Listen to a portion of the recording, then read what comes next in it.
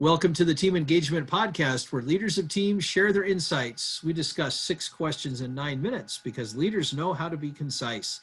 Let's go ahead and jump right to it with our guest today. Our first question, in a few sentences, tell us who you are and what you do. Thanks, Sean. I'm Bill Hazer. I'm president of Hazer Consultant. As a longtime CIO, I led a number of IT initiatives that resulted in me learning what works and what things to avoid in IT initiatives. Today, I work as a consultant, trying to help organizations benefit from my lessons learned to ensure the success of their projects, or to turn around struggling projects. Well, that sounds great. It's very needed in all these all IT initiatives that are going on everywhere. So I'm sure that keeps you they have a very high failure rate. So leveraging lessons learned is very important. I can certainly understand and agree. So that's great. Well, question number 2, what is the best thing about working with a team? I really like working with teams who can bring a diverse set of skills, different cultural dynamics. I find that great teams and good teams really deliver more than the sum of their parts because of their interaction, their ability to contribute synergistic ideas. And so that's just sort of, for me, really exciting in terms of being able to really over-deliver to expectations, and great teams can do that. Oh, I love that answer because I agree that diversity and of skill set, of culture, all that perspective really adds to the. I'm constantly amazed that people, just have ideas outside of their area of expertise. And if people are willing to listen and said, I've never thought of that, but, let me try it and see if it works. And that's really exciting when you see that happening. Absolutely. I completely agree. Well, question number 3, I hear from other leaders of teams that it can be a challenge to get team members engaged. Tell us your thoughts. It can be. It starts with making sure the team is organized and aligned on objectives. And that's important for individuals as well. Where it goes with teams is that they share a set of common values so that they can hold each other accountable and trust each other to do the things that they say they're going to do. And that really begins with communication. So getting team members to openly communicate, share their ideas, be respectful of each other is really what I found is a key to success. And that's really, for me, at first, that was a bit of a struggle because as a busy executive, how much time are you going to deliver to making sure those communications happen? But that really was a critical success factor I found in terms of team success. Absolutely. I very much agree. Great comment.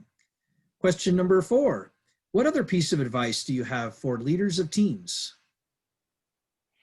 Well, I break that down into a couple different parts. So first of all, you have to have the right team members. So, it's not like you can have a bunch of football players go play baseball and they're going to be successful. Same thing with any projects. Do you have the right skills? I mean, I encourage learning on the job, but you have to have a base to build from. So getting people with the right skills is important. Even more important than the technical skills are those values I talked about. If you have somebody who's, hey, it's my way or the highway, they're not necessarily going to be great in a team environment.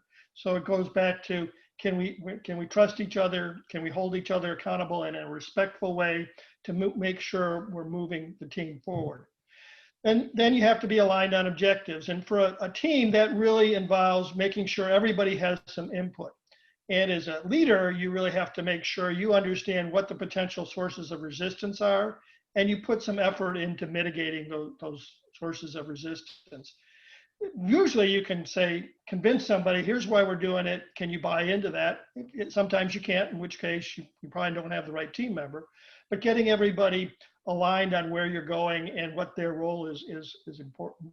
And then finally, communication, daily communication. You want to celebrate your successes as quickly as possible, but just as important is you want to quickly identify risks and issues and figure out how to mitigate those. I've seen too many teams where somebody's, oh, it's my problem, I'm going to hold on to it until I can figure out how to resolve that. The real benefit of teams is you have a lot of other people there who are there to help.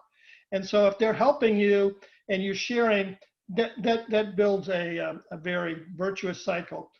I found that, that all is enabled somewhat by team members getting to know each other personally, so that they can understand each other's backgrounds, each other's cultures. That helps them frame responses and assume innocence in terms of what somebody's suggesting as assuming a malicious motive. So encouraging that is very important as well. I really like those comments. You packed a lot into a short few sentences, but that was really good information about what leaders can do to help their teams and to take that kind of that individual approach and really listen and communicate. Great comments. Question number 5, what other successful leaders of teams would you like to recognize that have had a positive influence in your life? Well, there's been a lot of great team members I've worked with or mentors I've had over the course of my career. The one I guess I chose to highlight is someone who worked for me, Inga Pinoy, who actually we started making the shift from traditional to agile teams. And Inga took on the role of developing these agile teams. And her teams just have so much creativity, so much enthusiasm, and so much innovation that she just did an excellent job. And it was based on some of the things I just talked about. She really made sure everybody was aligned, made sure everybody was heard and had input into those teams, and did a great job celebrating their successes. Well, thank you for recognizing her, because that's such a picture perfect example of how teams can really innovate when they're working together and having a good, strong leader that can help enable and unleash that innovation. Yep. That's a great recognition. It was really exciting to hear her teams just talking about how excited they were about what they were accomplishing. And that really struck home with me. Well, I'm sure that was rewarding just to hear and observe that. And so that's really exciting. Thank you for sharing that. Last question. Tell us about your first job. I thought about that question because I had, I guess, a number of first jobs. So I'll go to my first job. The one I first got paid for was a newspaper delivery person when I was in junior high. So it was sort of interesting and a little bit of spending money for a kid in junior high. I actually won a couple cruises by selling subscriptions for that newspaper. That was the upside. The downside was January mornings in Chicago, riding through 12 inches of snow to deliver the papers. So I think some of my values in terms of dedication and getting the job done started out of that job, because you had to do it and it had to be done 6 days a week. So it was sort of the foundation where I built off of, I guess. I love it, because I was a paper delivery person as well at about the same age. Now, I was in Oregon, where it was a little bit more moderate than what you're dealing with in Chicago, but nonetheless. So, paper boys unite. That's what I say. Great. All right, Bill. Well, thanks so much for being on the podcast today. How can people find you? 2 ways. They can email me, Bill Haser, BILLHASER @outlook.com. And also my website, www.haserconsulting.com. Fantastic. This is Sean Richards with the Team Engagement Podcast, where leaders of teams share their insights.